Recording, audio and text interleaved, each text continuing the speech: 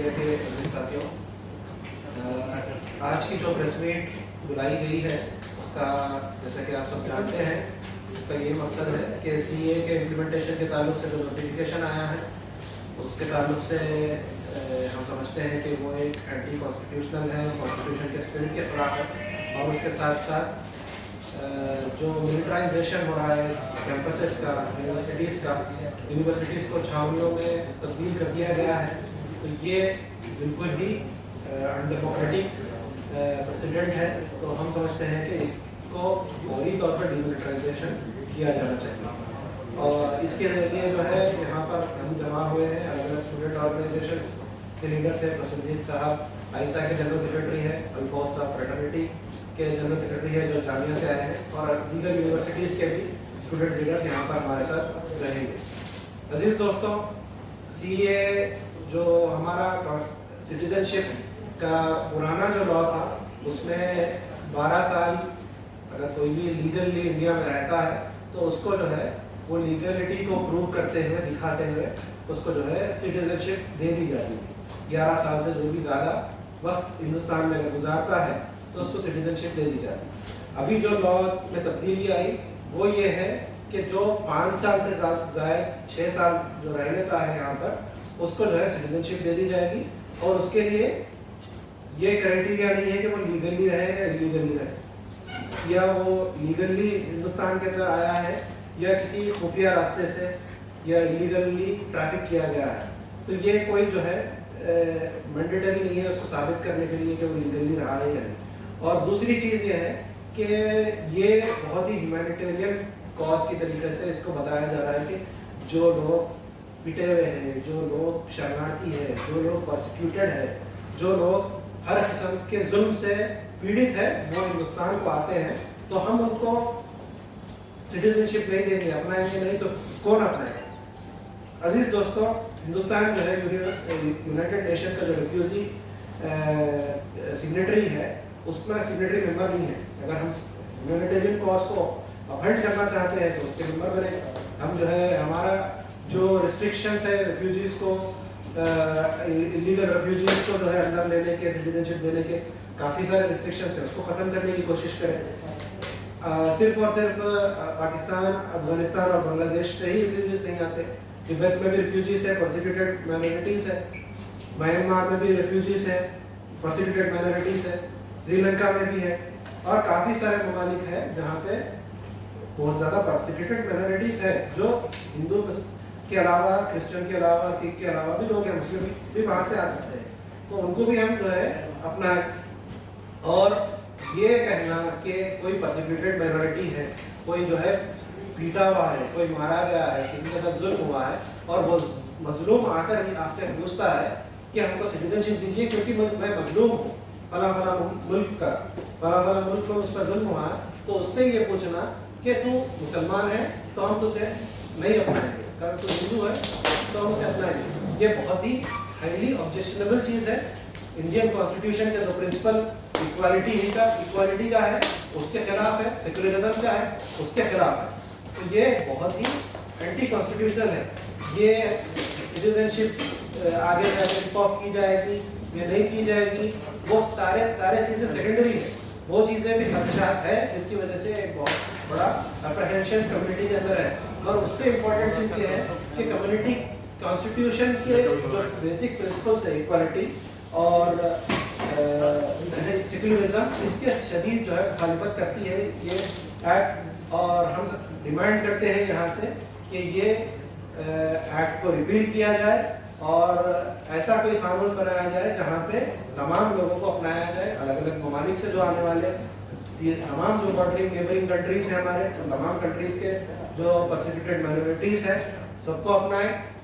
अगर इन ममालिक के भी हम देखें जो सो कॉल्ड आप लोग मुस्लिम कंट्रीज बताकर उनको ले रहे हैं, उन कंट्रीज में भी काफ़ी सारे माइक्रो माइनॉरिटीज़ है जो कि मुस्लिम भी है मगर प्रोसिक्यूटेड है, तो उनको भी अपनाने का कोई मैकेनिज्म बनाए।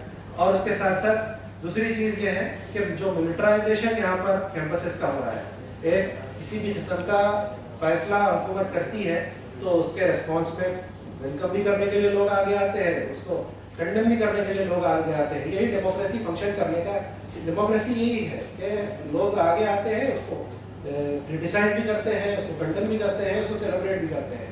तो सेलिब्रेशन को भी इजाज़त दी जानी चाहिए और कंडेमनेशन को, क्रिटिसिज्म को भी खुले मौके देने चाहिए कि वो क्रिटिसाइज करें, जिससे बेहतर लॉज, बेहतर सिस्टम्स इवॉल्व, इसी से बेहतर सिस्टम्स इवॉल्व होते हैं। और सबसे बेहतरीन जगह इसके लिए ये है कि यूनिवर्सिटीज़ और कैंपसेस, स्टूडेंट्स हमारे एक क्रिएटिव अंदाज में अपना क्रिटिसिज्म को रख सकते हैं, इंटेलेक्चुअल अंदाज में, लॉजिकल अंदाज में क्रिटिसिज्म को रख सकते हैं। उनको दबाने की, उनको डराने की, खौफ का माहौल को पैदा करने की बहुत ही मुसलसल कोशिश की जा रही है। अलग अलग जगह पे जहाँ पे स्टूडेंट्स प्रोटेस्ट कर रहे हैं, उनको डिटेन कर लिया जा रहा है, उनको नोटिस भेजी जा रही है, एडमिनिस्ट्रेशन को पपेटीर बना दिया गया है और उनके जरिए से उनको नोटिस भेजी जा रही है। पूरे कैंपसेस, काफ़ी सारे कैंपसेस ऐसे हैं जहाँ पे स्टूडेंट से ज़्यादा आपको मिलिट्री ऑफिसर दिखेंगे। तो ये मिलिट्री का काम जो है बॉर्डर पे है, हमारे स्टूडेंट्स के बीच में स्टूडेंट को डराना करना नहीं है। तो हम समझते हैं कि तमाम स्टूडेंट के जो इदारे हैं, इंस्टीट्यूशंस हैं, यूनिवर्सिटीज़ हैं, उसको जो है डिमिलिटराइज किया जाए और डेमोक्रेटिक माहौल में, डिस्कोर्स के माहौल को, डायलॉग के माहौल को, सेमिनार्स के माहौल को परवान चढ़ाया जाए और उसको प्रमोट किया जाए। इसी में डेमोक्रेसी की बका है। डेमोक्रेसी को हम जो है पिछले गुज़िश्ता कई सालों में जब कभी भी प्रोटेस्ट हुए हैं, वो एक आइडिया ऑफ इंडिया को सेलिब्रेट करते हुए हैं और आइडिया ऑफ इंडिया का मेन क्रक्स जो है हमारे कैंपसेस रहे हैं। तो हम समझते हैं कि इस कैंपसेस को, जैसा कैंपसेस रहे हैं हमेशा से, उसी तरीके से रहे।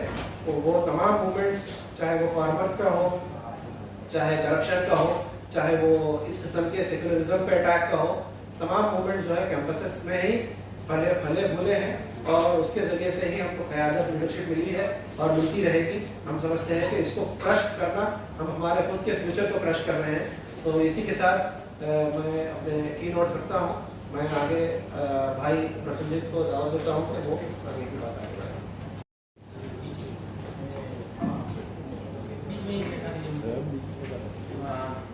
बहुत शुक्रिया। हम जैसा कि साथी ने बताया कि जो सीए है, पूरी तरह से हम लोग ये मानते हैं कि आइडिया ऑफ इंडिया के ऊपर हमला है। जिस आइडिया ऑफ इंडिया को लंबी आज़ादी के संघर्ष के बाद हमारे संघर्ष के, आज़ादी के नायकों ने जिसको स्थापित किया, जिसके अंदर सेकुलर डेमोक्रेटिक एक आइडिया ऑफ इंडिया को स्थापित किया गया, उस पर मोदी सरकार लगातार सीए के जरिए हमला करना चाह रही है। हमने देखा कि एक लंबे लड़ाई के बाद, शाहीन बाग 2019 के आंदोलन के बाद इस कानून को रोक दिया गया था, लेकिन चुनाव के जस्ट पहले इसको ला करके देश भर में ध्रुवीकरण करने की पूरी कोशिश है और हम इस पूरी कोशिश को नहीं होने देंगे। ये बात हम लोग यहाँ से मजबूती से रखना चाह रहे हैं और हम लोग देख रहे हैं कि जिस तरह से सीए को लाया गया, इसकी कोई इसको अगर आप देखेंगे तो इस सीए को समझने के लिए मुझे लग रहा है अमित शाह के उस बयान का जो उन्होंने संसद में कहा था कि क्रोनोलॉजी को समझिए, ये क्रोनोलॉजी को सचमुच में समझने की जरूरत है और उसके बगैर सीए को नहीं समझा जा सकता है। सीए मतलब सीए के बाद एनआरसी, एनपीआर और उससे इस देश में एक जबरदस्त दमन उत्पीड़न का दौर। तो हम लोग ये साफ साफ अमित शाह जी के बयान को समझ रहे हैं, इसीलिए हम लोग ये बात आज कह रहे हैं कि सीए सिर्फ सीए नहीं है, सीए के साथ साथ एनआरपी है। तो इसीलिए हम लोग ये पूरा क्रोनोलॉजी को समझ रहे हैं और जनता में भी बात जाएगी कि सीए के खिलाफ मजबूती से खड़ा होना चाहिए। ऐसे तमाम कानून हमारे देश भर में रहे हैं जो नागरिकता बिना धर्म के आधार पे, बिना किसी तरह के भेदभाव के दिया जाता रहा है, लेकिन इसके बावजूद सीए लाया गया क्योंकि इस देश में उनको धार्मिक ध्रुवीकरण करना है और एक खास धर्म के लोग को इस तमाम प्रोसेस से बाहर रखना है, ये मैसेज देना है। तो उसको हम लोग कड़े शब्दों में निंदा करते हैं और ये बात साफ साफ हम लोग कह रहे हैं कि सीए को वापस लेना होगा। सीए की कोई ज़रूरत नहीं है। सीए को हम छात्र नौजवानों के साथ पूरे देश में नागरिकों को, आम नागरिकों के बीच इसको लेके जाएं और इसके खिलाफ खड़े हों। मोदी सरकार के पूरे ध्रुवीकरण को हम ना चलने दें। हम इसी लिहाज से आयशा बतौर हम लोग 2 दिन का प्रोटेस्ट डे ऑब्जर्व कर रहे हैं देश भर में। कल भी देश भर में हमारा प्रोटेस्ट हुआ, आज भी हो रहा है अलग अलग जिलों में, अलग अलग यूनिवर्सिटी के अंदर, और उस पर हम देख रहे हैं कि किस तरह से दमन हो रहे हैं। हम बगल के दिल्ली विश्वविद्यालय के आर्ट फैकल्टी पे आप 2 दिन पहले ब्रूटल तरीके से स्टूडेंट यूथ इस सीए के खिलाफ खड़े हुए थे, अपनी बात रखना चाहते थे, शांतिपूर्ण एक प्रोटेस्ट ऑर्गेनाइज किए थे, उस पर दमन हुआ और सैकड़ों स्टूडेंट को डिटेन किया गया, उसके साथ बदतमीजी मारपीट की गई, लोगों को घर से उठाया गया स्टूडेंट एक्टिविस्ट को। और इसी तरह आज हम देख रहे हैं, कल भी हमने देखा हमारे इलाहाबाद के ऑफिस पे पुलिस पहुंच गई। कल रात में हमारे 2 कार्यकर्ता भानु कुमार आलोक, इनको उठा लिया गया और आज भी उन पे केस किया जा रहा है उनको छोड़ने के बजाय। ठीक इसी तरह लखनऊ में हमारे साथियों को घर से ढूंढा जा रहा है।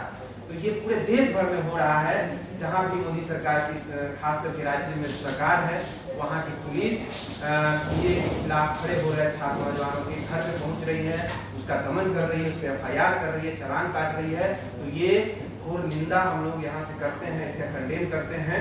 और आगे आने वाले समय में अगर सीईओ को नहीं रोकती है, सीईओ को अगर वापस नहीं करती है सरकार, तो यह आंदोलन और व्यापक होगा। इनके ध्रुवीकरण के पूरे प्रयास को पीछे धकेलेंगे और तमाम माइनॉरिटी सेक्शन के लोग, देश के सारे मजदूर, किसान, छात्र, नौजवान मिल करके इस पूरे मंसूबा को हम लोग, भाजपा के मंसूबा को हम लोग सफल नहीं होने देंगे। यही एक सॉलिडारिटी, यही एक मैसेज आयशा की तरफ से यहाँ से देना चाहते हैं। हम सब लोग इकट्ठा होकर के इस फांसीवादी सरकार के खिलाफ, इस जो सांप्रदायिक ध्रुवीकरण के आधार पर चुनाव जीत लेने की पूरी कोशिश जो है, मंसूबा जो है, उसको हम सफल करें। इसके शिक्षा रोजगार के सवाल पे, कैंपस डेमोक्रेसी के सवाल पे हम लोग मोदी सरकार को घेरे, यही अपील हम छात्र नौजवानों से करते हैं। बहुत शुक्रिया।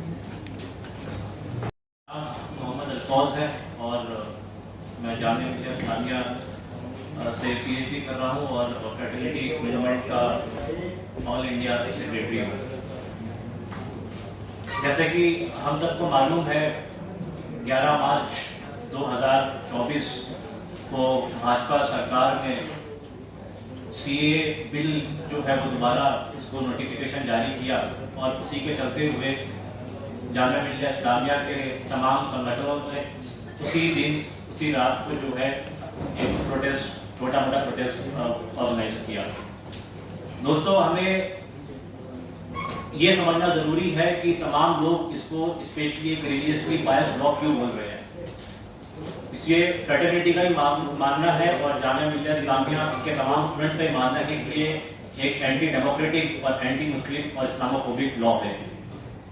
ये परसिक्यूटेड माइनॉरिटीज के नाम पे नॉन मुस्लिम्स को नेबरिंग कंट्रीज से सिटीजनशिप देने की बात कर रहे हैं। तो मैं ये पूछता हूँ कि परसिक्यूटेड माइनॉरिटी में क्या सिर्फ नॉन मुस्लिम ही आ रहे हैं? सबसे पहली बात तो इन्होंने 3 देशों की निशानदेही करी है, पाकिस्तान, बांग्लादेश, अफगानिस्तान, जो कि एक मुस्लिम मेजॉरिटी स्टेट है तीनों। लेकिन हमें समझना ये होगा कि इन 3 कंट्री में सिर्फ नॉन मुस्लिम ही नहीं, तमाम मुसलमान, मतलब there is a concept called minority within minority. For example, there is Ahmadiyya community in Pakistan, right? And they are not talking about Buddhist nationalist country Sri Lanka, वहाँ की Muslim community. They are not talking about Rohingya Muslims. तो इन लोग अगर ये इतने ही persecuted minority को लेके परेशान है नेबरिंग कंट्रीज में, तो ये इन लोग को भी सिटीजनशिप देने की बात क्यों नहीं कर रहे हैं? सिर्फ हिंदू क्यों, सिर्फ नॉन मुस्लिम्स क्यों? तो इस तमाम पहलू को देखते हुए, और दूसरी एक बहुत अहम चीज है जो अमित शाह ने अभी तक अपने किसी भी कॉन्फ्रेंस में एड्रेस नहीं करी है, परसिक्यूटेड माइनॉरिटीज से बात करते हैं। पाकिस्तान में 1979 में जो है हुदूद ऑर्डिनेंस आया था, जिसमें जो है तमाम जो वहाँ की औरतें हैं, अगर वो केस करती है कि हमारे साथ रेप हुआ है, हमारे साथ बदतमीजी हुई है, so according to their Hudud ordinance they have to produce certain evidences which is in a lineage with Islamic law.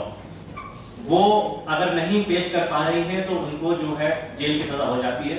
1979 में इसकी तादाद जो औरतों की थी वो 80 थी और 1989 तक जाते जाते वो 1000 से ऊपर पहुंच चुकी थी। तो आप देखिए हुदूद ऑर्डिनेंस है, श्रीलंका में मुसलमान है, रोहिंग्या मुसलमान है, अहमदिया कम्युनिटी पाकिस्तान में है, इन लोगों की बात जो है कौन ये सरकार क्यों नहीं कर रही है? ये तमाम वजह है जो इसको हम एक इस्लामोफोबिक और एंटी मुस्लिम लॉ बोल रहे हैं। अब दूसरी बात यहाँ पे मिलिटराइजेशन ऑफ कैंपस की है। जैसे कि मैंने बोला 11 मार्च को हमने प्रोटेस्ट किया, वैसी फ्रेटर्निटी मूवमेंट के तमाम कैडर्स ने केरला में जो है 11 मार्च की रात को जो है प्रोटेस्ट किया, जिसके चलते हमारे 8 फ्रेटर्निटी मूवमेंट के लीडर्स को, कैडर्स को, स्टेट लीडर्स को गिरफ्तार कर लिया गया और 14 दिन की पुलिस रिमांड में भेज दिया गया। और इनके आपके सामने इमेज आई हुई किस तरीके से पुलिस ने बेरहमी से उनके मारपीट करी है। कल ही उन लोग को अल्हम्दुलिल्लाह बेल मिल गई है। परसों हमारे डीयू के साथी तकरीबन 50 से ज्यादा साथियों को डिटेन कर लिया गया, उन्होंने अफ्तारी भी थाने में अंदर करी। तो ये सब तमाम चीजें हैं। और जामिया में हम लोग ने अब मिलिटराइजेशन की बात कर रहे हैं, जैसे हमारे भाइयों ने बोला कि पूरी कैंपस को छावनी बना दिया गया है। इसको समझना चाहिए एडमिनिस्ट्रेशन किस तरीके से देख रहा है। 22 जनवरी जब राम मंदिर का उद्घाटन अयोध्या में हुआ था, तो फ्रेटर्निटी मूवमेंट ने जामिया मिल्लिया इस्लामिया में जब इन लोग ने फर्स्ट डे ऑफिशियली ऑफ किया था, so we consider that total, I mean, the open attack on the secular fabric of this country. So declaring it's an official holiday is something against the basic laws of the constitution. तो fraternity movement के second half में जो है मैं था, हमारे national secretary लुबैक थे और शफाफ, हम 2-3 लोग पैम्फलेट डिस्ट्रीब्यूट कर रहे थे ये करने के लिए, ये कहने के लिए कि जो हाफ डे क्लासेस आप उसको भी बॉयकॉट करें। हम सिर्फ पीसफुली पैम्फलेट डिस्ट्रीब्यूट कर रहे थे, तभी 3-4 एबीवीपी के कैडर्स वहां पे आए और they have passed criminal slurs on us कि इन दाढ़ी मुल्लों वालों को यहां से भगाओ, which is a clear language of Hindutva brigades. तो उसके रिटेलिएशन में हमने वहां से हट के हम लोग को वहां से हटा दिया गया, एबी वालों को नहीं हटाया वहां से, फिर हम लोग ने हट के सेंट्रल कैंटीन में हम लोगों ने स्लोगनरिंग करी। उस स्लोगनरिंग के बाद जो है एडमिनिस्ट्रेशन से मेरे पास और लुबैक बशीर के पास नोटिस आता है जिसपे ये लिखा जाता है, पूरा नैरेटिव को पलट दिया गया, उसमें ये लिखा जाता है कि you have raised religious slogan in the campus due to which students belonging from other political outfits have intervened and scuffle like situation arose, which is a totally false narrative. जब उन लोगों ने इंटरवीन किया उसके retaliation में we did स्लोगनरिंग और इसके चलते हुए हम लोग के ऊपर डिसिप्लिनरी कमेटी बैठा दी गई। Now they are discussing about our suspension, जबकि एबीवीपी के ऊपर कोई भी एक्शन नहीं लिया गया जिस तरीके उन्होंने बदतमीजी करी वहां पे। और इसके बाद हमें समझना चाहिए कि हम इसको एक हिंदू राष्ट्र का पार्ट क्यों बोल रहे हैं। सो हेडगवार जो आरएसएस का फाउंडर है, उसने ये बोला मुसलमान को कंपेयर किया स्नेक्स से, you know Muslims are the snakes, and he has used 2 words, holy land and fatherland. He clearly said in many of his writings that Muslims can call India as their fatherland because they born here, but this is not their holy land because their holy land belongs somewhere else. So they are supposed to vacate this country. उनको ये देश छोड़ के चला जाना चाहिए। इनके एक और प्रचारक, इनके one of the founder Gowalkar, he has written a book called Bunch of Thoughts. उसमें he is clearly writing that there are 3 enemies of this country. First is Muslim and Christian and communist. So we see how their propaganda have started long back. You know, they are trying their best to convert this country into Hindu Rashtra. So this is the overall chronology of RSS, which is working since 1925, जब सावरकर ने हिंदुत्व नाम की booklet publish करी। अब मैं जो हमारे जामिया के स्टूडेंट्स चाहते हैं, उन लोग ने एक प्रेस ब्रीफ तैयार करी थी जो कि मैंने गेट नंबर 7 पे भी पढ़ी थी वहाँ पे। तो उनका मुतालबा है कि मैं यहाँ भी उसको एक बार पढ़ दूँ, तो उसमें 3 से 4 मिनट लगेंगे आपकी इजाजत हो, because I have been asked to brief the media with this press. On 11th March 2024, the RSS-led BJP government issued a notification that the rules for the implementation of CAA will be released on the same day. The rules for the implementation. The rules for the implementation of CAA were released later that day, and that put forward the question once again in front of the people of India, the draconian policy of the Indian state in its desperate efforts to transform India into fascist Hindu Rashtra. The issue here is not focusing more on the content of the rule, because ultimately it is for the purpose of implementing Citizenship Amendment Act, which in itself is patently unjust, discriminatory and divisive, and was opposed 4 years back as well. What is more concerning is that the bill got implemented one day before SBI is supposed to give a detailed account of electoral bonds. The implementation of the bill at this time is a clear tactic being used by the Modi government for polarization and to gather more votes in the name of Hindutva before the upcoming 2024 general election, as the RSS BJP is also in a desperate attempt to sideline these issues regarding the EVM and electoral bonds. To facilitate the complete corporate fascist hijack of Indian political regime without any scope for the people's resistance. For Jamia students, CAA is not a new question. We have an experience of organizing a people's uprising against the CA, NRC and NPR, which stood up more than 3 months from December 2019 to March 2020. The movement faced massive repression from the fascist state and the instrument of oppression like police, bureaucracy, RSS outfits, etc. Many activists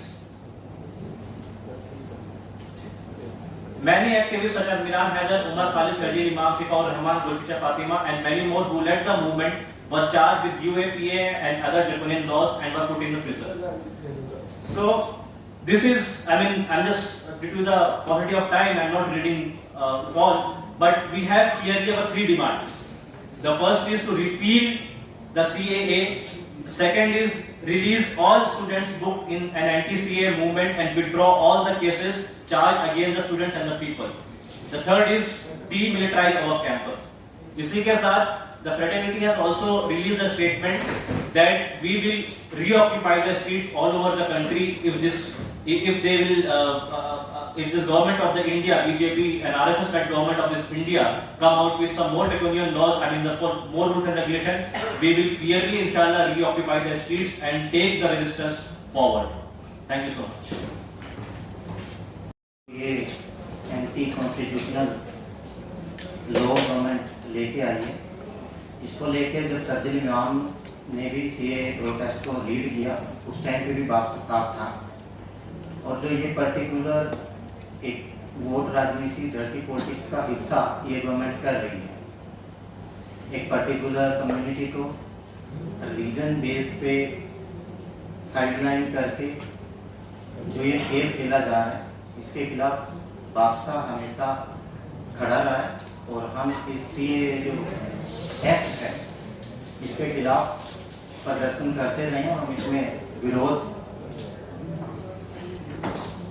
अपना विरोध रखते हैं। और ये इस time भी ही नहीं, ये जब संविधान सभा में 1940 से 1949 तक की डिबेट थी, उस टाइम में भी ये बातें थी।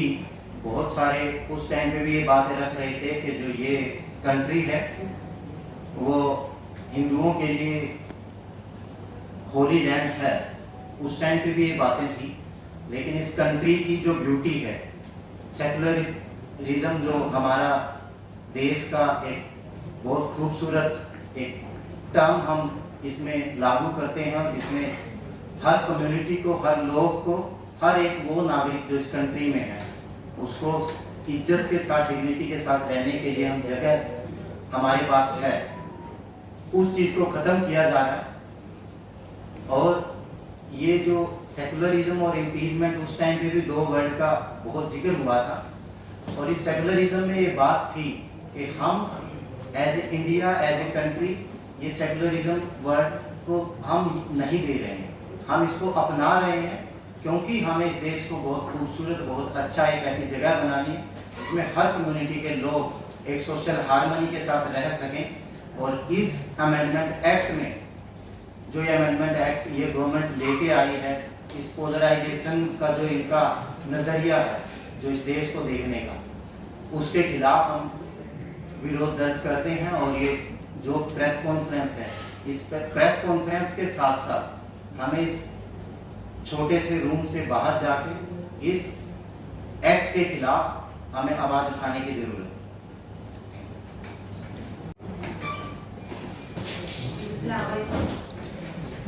We know how the CA NRC was taken by the student community since the bill was passed. And last year when the CA was implemented, we the students of Delhi University organized a protest in our campus, in our faculty. What happened was when we reached the campus, the police were already there. They were prepared to take us, to not let us to protest. What happened inside the campus was forces, security guards and the police came inside the campus and handled the students who were protesting. They didn't even let us to chant a single slogan. When we just started to raise our slogans, to raise our demands, to show our resistance, to show our existence, the police attacked us. They brutally manhandled us. They dragged us.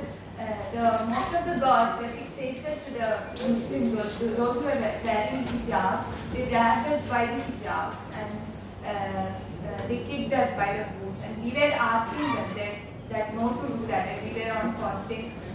We can see that the video clips, it's clear in the video clips that most of the girls who were dragged out from their campus were drained. They were exhausted physically because they were attacked that way. We can also see the hypocrisy of the Delhi police that outside the campus, when the media was there, the police were asking us to get into the bus because most of the students were not allowed to enter the campus. The police were asking us to get into the bus because you guys were not having permission to protest. And we raised our questions like, what is their permission to get into our campus to stop us from protesting? We were there just to peacefully protest and show our remarks, show our resistance against the CAA. But what is their right to do like this? The militarization of the Delhi police inside the campus has to be stopped. We know how they have changed the narrative during the anti-CAA movement 4 years back, how they have attacked. Also, we know how they have targeted the Muslim girls who have organized, who were the leaders of the protest then. And we know how the Sangh Parivar have done the cyber attacks. But we remind them that this won't let us back from our movement. Their shameful act will not retrieve us from our course to do this. Inshallah, I will remind that during the bulldozer movement of Yogi Adityanath, our leader Afreen Fatima said that we won't shed a single tear upon this. That is, we won't shed a single tear upon this. We will be in the streets. We will occupy the streets if they are continuing this. Inshallah. और इस 10 साल के अंतराल में ऐसे जन विरोधी और काले कानूनों की एक भरमार आई और उसमें सबसे जो इम्पोर्टेंट मुद्दा रहा देश भर में, जिसके लिए एक बहुत बड़ा मूवमेंट चला, वो था CAA। और 2019 का जो मुद्दा है वो सिर्फ 2019 का नहीं है, वो RSS और BJP के इन 100 सालों के बीच जो एक हिंदू राष्ट्र की जो आइडियोलॉजी है, जिसमें उनका पूरा मकसद है कि कैसे मुस्लिम एक सेकंड क्लास सिटीजन के रूप में, और ये लगातार अटैक किया जा रहा है।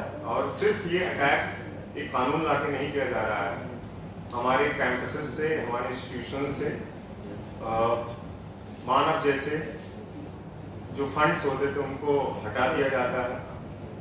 मौलाना आज़ाद नेशनल एजुकेशन को पूरी तरीके से स्क्रैप कर दिया जा रहा है। CAA क्यों ज़रूरी, उसका इम्प्लीमेंटेशन के खिलाफ क्यों पूरी जनता या पूरे जो स्टूडेंट्स हैं कैंपसेस के क्यों खड़े हो रहे हैं? क्योंकि ये पूरी तरीके से असंवैधानिक और अनडेमोक्रेटिक है। क्योंकि जो देश एक सेकुलर स्ट्रक्चर के रूप में अभी तक हमारे सामने रहा है, वहाँ एक पर्टिकुलर धर्म को एक्सक्लूड करके उसको टारगेट करके एक ऐसे देश की कल्पना की जा रही है जहाँ पर ये शो किया जा रहा है इस सरकार के द्वारा कि आने वाले समय में इस कंट्री में एक रिलीजन कैसे कंट्रोल करेगा। और वो रिलीजन ये शो करता है कि और जो मुसलमान हैं, जो दलित हैं, उनके स्पेसेस नहीं बचेंगे। और लगातार ये अटैक किया जा रहा है। 2019 में जिस तरह से सीए कानून आया, उसके खिलाफ जनता सड़कों पे उतरी, स्टूडेंट सड़कों पे उतरे। कितने स्टूडेंट्स ऐसे रहे जिनके ऊपर सीए लगाया गया, पत्रकारों के ऊपर सीए लगाया गया। अभी भी ये प्रक्रिया जारी है। आप न्यूज़ क्लिक, मखतूम मीडिया जैसे कितने न्यूज चैनल्स हैं जिनके ऊपर लगातार अटैक किया जा रहा है, छापे मारे जा रहे हैं।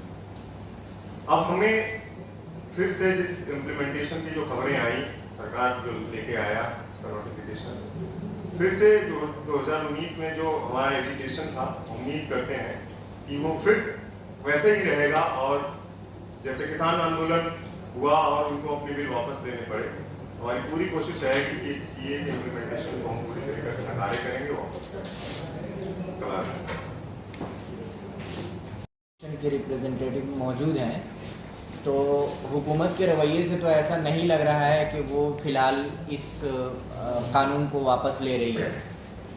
तो एज ए स्टूडेंट ऑर्गेनाइजेशन के आप लोग क्या आगे इस तहरीक को और आगे लेकर के जाएंगे, और आगे आप लोगों का क्या स्टेप है, आप लोग इस पर क्या करने वाले हैं, उसके बारे में ज़रा सा बताएंगे।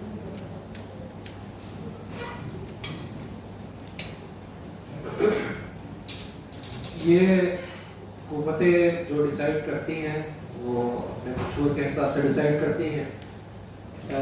मगर जहाँ तक डेमोक्रेसीज़ की बात है, डेमोक्रेसीज़ में आवाम की चलती है। तो आवाम जो चाहती है, आवाम की जो मर्जी होती है, उसके हिसाब से आगे के नैरेटिव्स भी सेट होते हैं, आगे के फैसले भी होते हैं। तो हम समझते हैं कि 2019 का जो मूवमेंट रहा और CA/NRC का, एंटी CA/NRC का, वो आवाम का मूवमेंट रहा। कोई ऑर्गेनाइजेशन ने उसको डिक्टेट नहीं किया, कोई ऑर्गेनाइजेशन ने उसको खड़ा नहीं किया, कोई अल्टीमेटम पास नहीं हुआ, कोई नेशन वाइड प्रोटेस्ट कॉल नहीं किया गया, बल्कि हर गांव, हर गली, हर कस्बे से लोग खड़े हुए और उसके खिलाफ में एक बहुत बड़ा मूवमेंट चला। हर आखिरी में जो है, जब कोविड का लॉकडाउन हो गया तो उसकी वजह से वो मूवमेंट बंद हो गया। मगर उसके बावजूद हम देखते हैं कि काफ़ी सारे ऐसे अवाम के मूवमेंट हैं, जैसा फार्मर्स प्रोटेस्ट हम देखें 2 साल पहले, इस तरीके से मजबूत अंदाज में फार्मर्स खड़े हुए और हुकूमत के फैसले बदले। हम समझते हैं कि स्टूडेंट्स, जहाँ तक स्टूडेंट्स की बात है, स्टूडेंट्स अलग अलग मकामात पे इंटेलेक्चुअल डिस्कशंस कर सकते हैं, डायलॉग्स क्रिएट कर सकते हैं। उसके अलावा हमारे तमाम जितने भी बड़े बड़े यूनिवर्सिटीज़ हैं, वहाँ पे प्रोटेस्ट भी जारी है। तो इसके लिए हम समझते हैं कि पब्लिक आएगी सामने और इसके खिलाफ जो है तमाम आवाम मिलके ये जो एंटी कॉन्स्टिट्यूशनल लॉ रहा उसकी मुखालिफत करेगी और कॉन्स्टिट्यूशन का जो एथोस है, उसकी जो लाइफ है, उसको फिर बाकी बहा देने की कोशिश करेगी।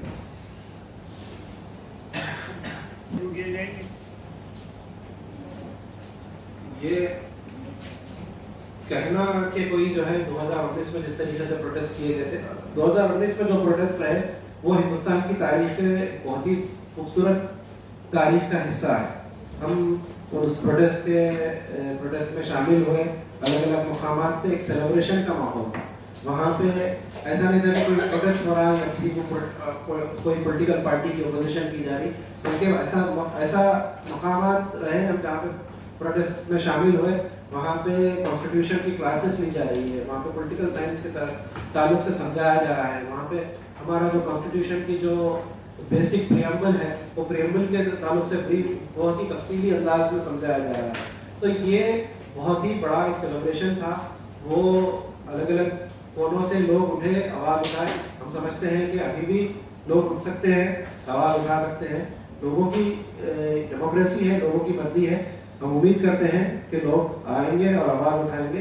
कोई भी ऑर्गेनाइजेशन के लिए कहना या जमा करना मुश्किल है, किसी भी मूवमेंट को चलाना, इंडिविजुअल ऑर्गेनाइजेशन को। हम समझते हैं कि तमाम जो फोर्सेस हैं जो इस आइन में मानते हैं, इस कॉन्स्टिट्यूशन में भरोसा रखते हैं और इस देश के मुस्तकबिल को हम सेकुलर और इक्वालिटी के बेसिस में जांचना चाहते हैं, तो हम समझते हैं कि तमाम लोग आए और इसकी सख्त मुखालिफत करें और हुकूमत को मजबूर करें कि वो इस काले कानून को वापस लें।